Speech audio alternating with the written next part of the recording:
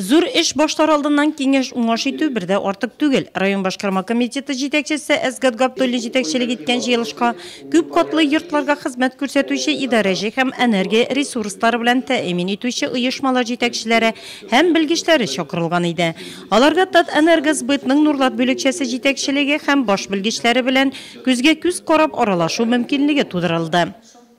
Чтобы платежи были прозрачны, чтобы деньги, которые собираются с населения, шли по назначению, непосредственно по назначению. Татарстанда мондый форматта эшләү тәҗрибәсе бар. Пилот проекты Яшел үзәндә тормышка ашырыла. Белгечләр раславынча, берләштерү процессы җиңелләрдән булмаса да ул заман таләбе. Яңа елга кадәр республиканың барлык районнары да яңача эшләү схемасына күчереләчәк. Моның өчен тиешле база әзерләнә.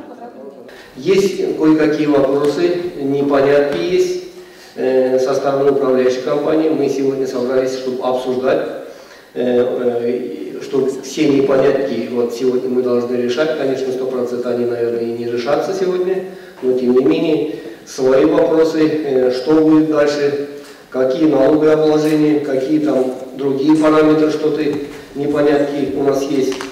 Поэтому вот все вопросы мы сегодня вместе должны обсуждать. Шунда ук идарәче компанияләр җитәкчеләре үзләрен кызыксындырган сорауларга җаваплар да таба алдылар.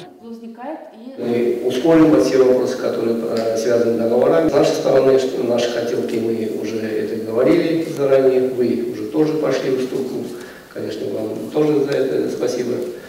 В дальнейшем совместной работы.